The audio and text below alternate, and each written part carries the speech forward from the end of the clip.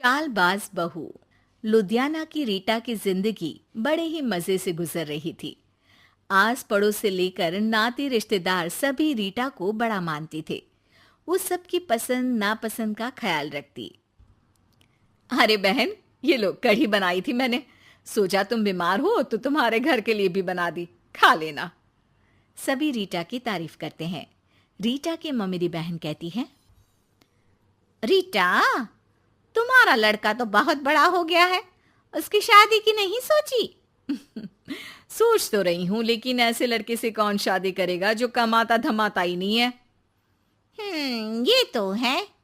तू उसे समझाकर किसी काम पर क्यों नहीं लगाती? अरे क्या करूं बहन, समझाती तो बहुत हूं लेकिन समझता ही नहीं। किसी तरह कहीं काम पर लगा भी दो तो 2-4 दिनों में ही काम छोड़कर वापस आ जाता है। कहता है खुद का काम करना है। अगले दिन रीटा का बेटा मयंक कहता है, माँ, ये नेहा है, मैं इससे प्यार करता हूँ और इसी से शादी करूंगा। अब लेकिन नेहा बेटा, ये तो काम ही नहीं करता, तुम खाओगी क्या? माँ जी, आप जो खाएंगी वही मैं भी खा लूंगी, लेकिन शादी तो मयंक से ही करूंगी। रीटा नेहा और मयंक की शादी करवा देती है।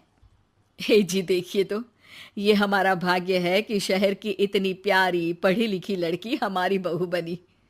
हाँ रीटा, सही बोल रही हो, वरना कौन बिना काम धाम के लड़के से शादी करता है।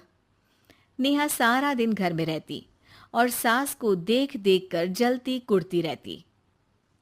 अरे नेहा, तू तो बहुत लक्की है जो इतनी अच्छी सास मिली, माँ की तरह तेरा ख्याल रखती है। नेहा बिना मन के हंसकर निकल जाती है। आए दिन नेहा को उसकी सास की तारीफ सुनने को मिलती। मयंक, तुम्हारी मम्मी बहुत चालाक है, सबको सम्मोहित करके रखी हुई है। कोई मुझसे पूछे कितनी झूठी औरत है तुम्हारी माँ। अच्छा, कैसी, क्या झूठ बोल रही थी? अरे जिसे देखो वो कहता है तुम किस्मत वाली हो कि अच्छी सास मिली। क्या तुम लोग किस्मत वाले नहीं हो जो मैं मिली तुम लोगों को? अरे लेकिन यार, तुम्हें तो कोई जानता नहीं ना। तुम्हें तो लोगों को समझाना पड़ेगा कि तुम भी उतनी ही अच्छी हो जितनी की माँ है। उतनी? ना जी ना, मैं तो उनसे कहीं ज्यादा समझदार और गुणी हूँ। नेहा अपनी माँ को फोन कर सारी बात बताती है। अरे देख, तुझे सबके सामने अपनी सास को गलत साबित करना होगा। अगले दिन नेहा हाथ में टूथपेस्ट लगाकर घर के बाहर खड़ी होती है कि पड़ोसन उससे पूछती है, अरे नेहा बेटा, क्या हो गया? ताई, क्या बोलूं मैं? मेरी सास से मत कहना ताई जी, मेरी सास ने गुस्से से जला दिया। मैं नहीं मानती, रीटा तो बड़ी ही भली औरत है। मेरा पति कोई काम नहीं करता ना, सारा सारा दिन ताने देती रहती है, कहती है तुझे खाना तभी दूंगी जब घर का सारा काम करेगी। पड़ोसन को नेहा पर तरस आ जाता है। वो सब जगह नेहा की कही बात फैला देती है। एक पड़ोसन दूसरी से कहती है, रीटा तो बड़ी ही खराब औरत निकली। हाँ हाँ, देखो तो कैसे बहू पर जुल्म करती है। नेहा के घर रीटा की भाभी आती है। अरे मामी जी नमस्ते, कैसी हैं आप? मैं तो ठीक हूँ बेटा। कहाँ है रीटा? घर में नहीं है क्या? उसे तो मैंने कहा था कि मैं आ रही हूँ। अब क्या बताऊँ मामी जी, मुझे तो डॉक्टर के पास जाना था, लेकिन फिर भी मैं रुकी कि आपको घर आना है। मम्मी जी को तो कोई फिक्र ही नहीं है। तभी तो देखिए ना कि पता था आप आने वाली है, फिर भी चली गई घूमने। अरे ये तो बुरी बात है। अच्छा नेहा, मैं जा रही हूँ। रीटा आए तो बोल देना कि भाभी नाराज होकर चली गई हैं। रीटा वापस आती है तो उसे भाभी नहीं मिलती। अरे नेहा, तूने रोका नहीं मामी को? बोला नहीं कि मंदिर गई हूं मैं? अरे मम्मी जी, मैंने तो उन्हें बोला कि आप बस आ ही रही हैं, लेकिन वो नहीं मानी और चली गई। मामी भी सभी रिश्तेदारों में रीटा की बुराई फैला देती है।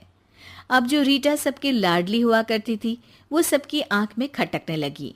रीटा को समझ नहीं आता था कि जो पड़ोसी उसे हमेशा प्यार से बुलाते थे, वो उसके सामने आते ही दरवाजा क्यों बंद कर देते हैं। जो रिश्तेदार उसे इतना प्यार करते थे, वो उसे अब फोन तक नहीं करते। एक दिन रीटा के पास उसकी भाभी का फोन आता है।